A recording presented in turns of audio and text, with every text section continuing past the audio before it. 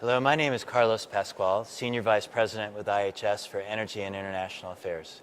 We have an opportunity for a conversation with Professor Angela Stent, Director of the Center for Eurasian, Russian, and Eastern European Affairs at Georgetown University. Angela, welcome and thank you for this opportunity. Delighted to talk with you, Carlos. Angela, you've written an extraordinary book called The Limits of Partnership. On May 9th, Russia has traditionally celebrated the end of World War II. Russia and other allies in that war have come together to mark that celebration.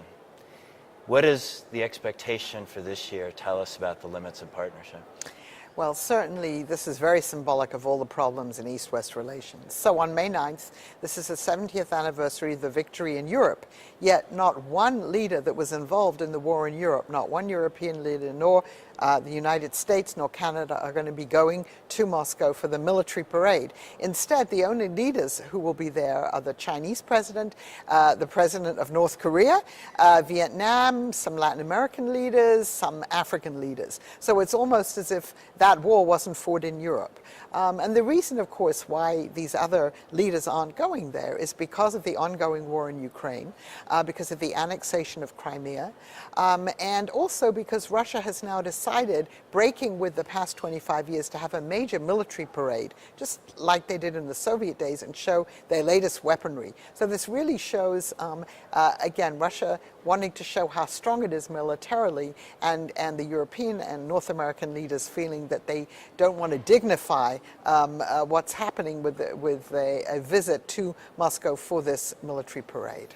You raise a fundamental point that the conflict in Ukraine, but more than a conflict, as you say, the annexation of Crimea, the support for an insurgency, the directive of Russia, involvement of Russia in that process, has been at the center of this conflict. One of the things that everyone would rather see is a normalized situation, obviously, with Russia, Ukraine, and Europe being able to pursue ends that support the political and economic development of all of those countries.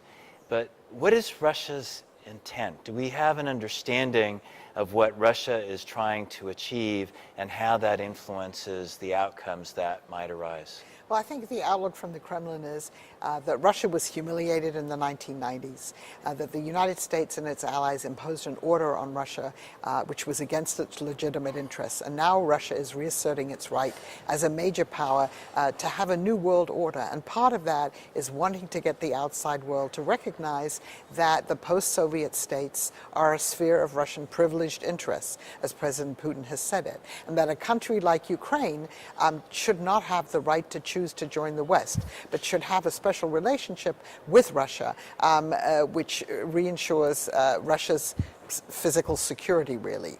So I think that is the bottom line here. And so this war that's been unleashed in Ukraine, and then some of the other aggressive Russian military behavior we've seen in the neighborhood, in the Baltic states, this is all part of Russia saying the West should back down and recognize Russia's rights here and its legitimate interests.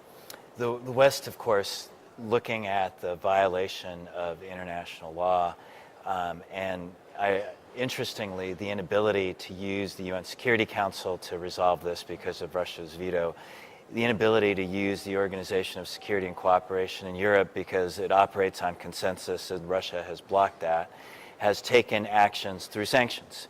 And those sanctions have imposed restrictions on Russia's access to financial markets and to access to energy technology. That, combined with the collapse of oil prices, has caused a huge, very painful contraction of Russia's economy. GDP has collapsed. There's a prediction that we will have further contraction this year. People's incomes have contracted. Inflation has skyrocketed.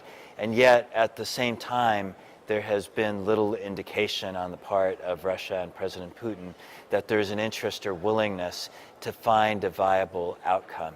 What is it going to take to be able to move from this stalemate, from, in effect, this frozen decline on all parts, to an outcome which is better for all parties? Well, some people would argue that you have to give the sanctions plus, of course, the falling oil prices and all the other economic problems that Russia has because of its inefficient system, that you just have to give them longer to take. And they cite the case, for instance, of Iran, where it took a number of years before the Iranians came back to the table in negotiating. It's possible that that could have a greater impact 1 or 2 years hence. But it's also possible that for President Putin, who has shored up his own domestic support by invoking the specter of Western aggression against Russia, saying Crimea is ours, that domestic support is so important to him that he's actually limited in the extent to which he could make any compromises. And there are quite a lot of people that believe that Russia really isn't interested in a solution to this problem, that this kind of frozen conflict, the stalemate in eastern Ukraine, can go on forever. The Russians, I think, hope that the government in Kiev, which has already tremendous economic challenges, that it will become weaker and may fall, and you might have a government come to power in Ukraine that would be more friendly toward Russia. So I think we may have to accept the reality that there may not be a solution to this problem for the foreseeable future, because Russia, time is on Russia's side, if you like, and they can wait it out. And so in effect that we may be entrapped for a period of time in a frozen decline. Yeah, I think that's possible.